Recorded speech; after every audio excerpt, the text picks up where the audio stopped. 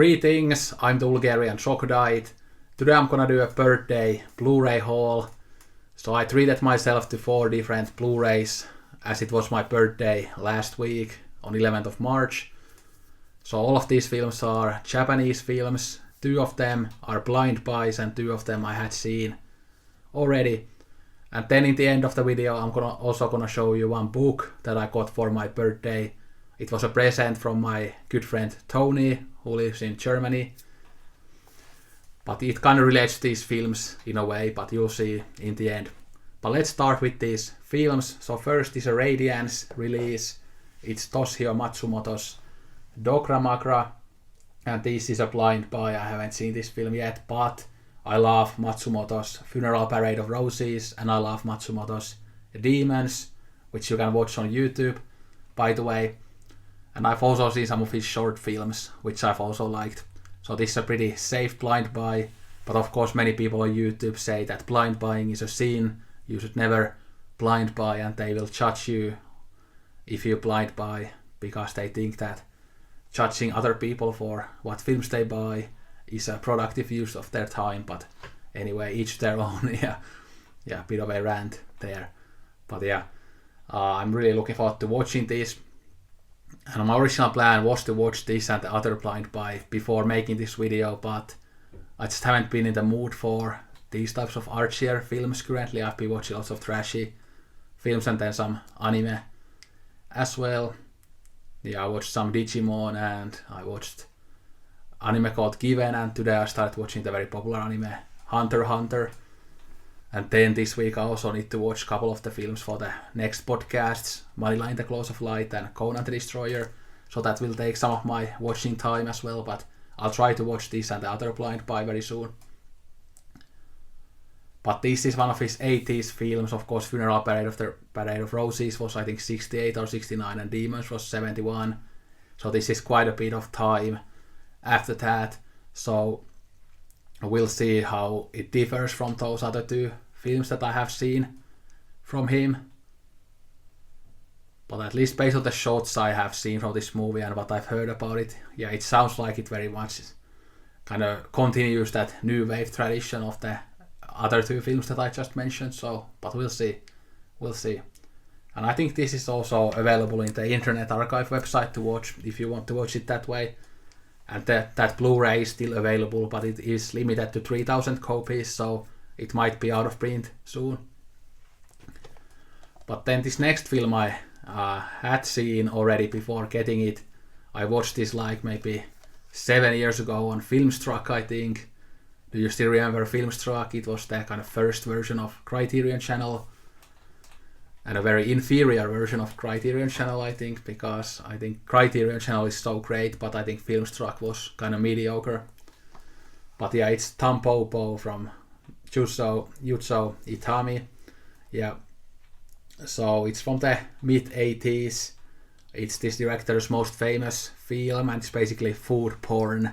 It's about like making ramen and eating ramen, and that's basically it, but it's such a fun and very unique movie, and it tells us a lot about Japanese culture, because of course food has a big place in Japanese culture, and Japanese food is again famous all over the world, and in cinema and in TV shows, in Japanese TV shows and Japanese movies, we always see like those extended like food eating scenes and stuff. So I think that's one of my favorite parts of Japanese movies and TV shows, that how much they pay attention to food. And this film is a good example of that. But yeah, I'm looking forward to rewatching it, as I haven't seen it in such a long time. But this Criterion I've wanted to get for quite a long time. Of course it has been available for quite a while. But this is what it looks inside. And it has this kind of booklet on the other side, but then it's a poster on the other side. So I'll show you the poster. Maybe I'll put this up at some point. So yeah, it looks pretty nice. So yeah, and then again on the other side there is this like an essay there, and then some info about the movie. Yeah, but glad to have this. This was kind of an impulse buy. I was actually in that order I was also only gonna buy Dogra Magra, but then I saw that the people who bought Dogra Magra bought Tampopo, and it was a decent price for Tampopo, so then I just said that, yeah, I'll just get Tampopo as well, as it, especially as the movie had been on my mind recently anyway, so yeah. Then we have 2 third window releases, so we have His Motorbiker Island by Nobuhiko Obayashi, one of my favorite films. This one I watched on the Rare Film website like a couple years ago, but now I can watch it on better quality on this Blu-ray. And I never managed to get the second Obayashi box set from Third Window, but fortunately they are now releasing these films individually, so I can still get them. And this was the one that I wanted the most because it's a favorite, and a couple of the ones on that set I haven't seen yet, so I might blind buy them. Yeah, I might commit the sin of blind buying once again, but we'll see. But yeah, this is such a great movie and a great example of his whimsical style, although this is quite tragic as well. Yeah, but great movie. Might recommend that for the podcast. We'll see. Then again another Third Window release. So here we have the slipcover. It's Mermaid Legend by Toshiharu Ikeda. So I haven't seen this film and I haven't seen any films from Ikeda. But this is a film that I've wanted to see for quite a while now, and I was so happy to see Third Window release it. And this is one of their directors company releases. I think this is the first directors company release from them that I have gotten. Yeah. But I think this is a revenge film. Some people have compared it to the Vengeance trilogy from Park Chan-wook. But this film came out in 1984, so quite a bit before the Vengeance films. But while the revenge genre isn't like my favorite genre out there, but I like some of these kind of very stylish, more artsy versions of that genre. So I'm pretty confident that I'm gonna like this film a lot. I've seen some shots from it, and I really like those shots, and I like the visual style based on those shots. So I think I'm gonna like the film, but we'll see. And yeah, this is what the Blu-ray looks like.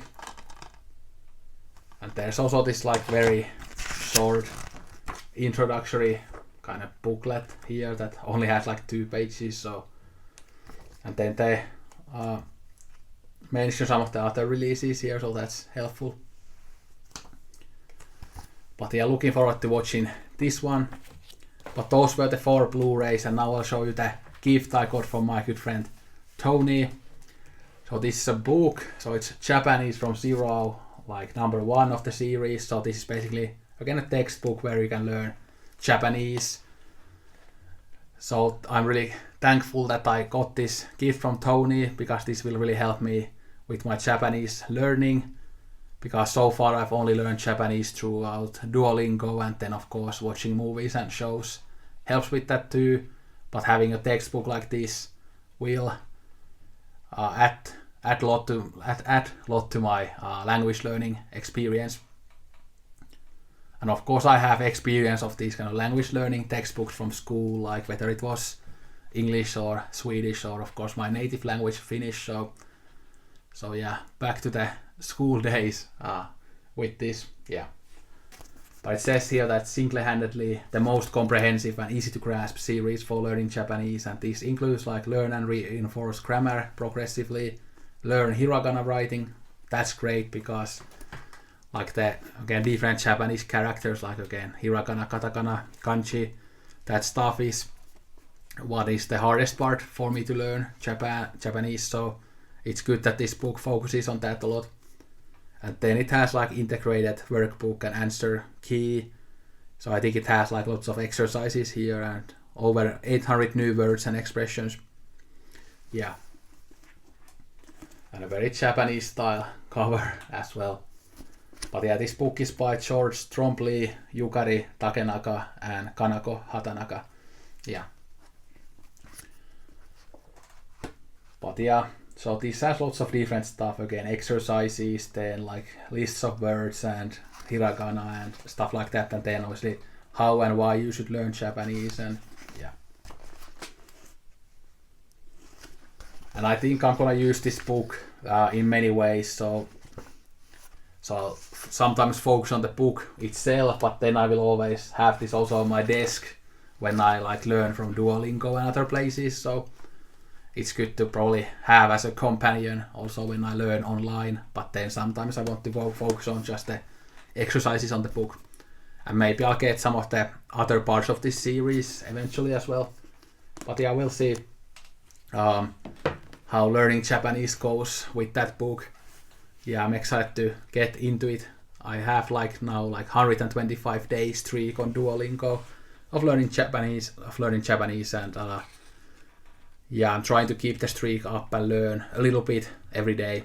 But of course there are so many other things in life as well, so I probably will never become fluent in Japanese, especially because of course I started when I was 27 and I'm 28 now, so it's harder and harder to learn when you get older, just like it is with like learning an instrument as well, that you will never become a virtuoso if you start as an adult. But of course I can try my best and have fun with it, and of course that's the most important thing, that even if you never become a virtuoso or a fluent in language, yeah, you can still have fun with it and learn.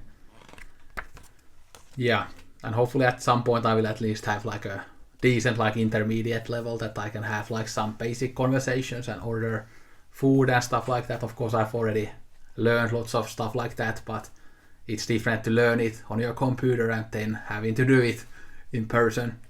But we'll see. But let me know what you think of those films that I showed you, or if you have those releases you can learn. Let me know what you think of the special features and the films themselves and etc. But yeah, thanks for watching. Don't drink Coke at all. Sayonara and arigato gozaimashita.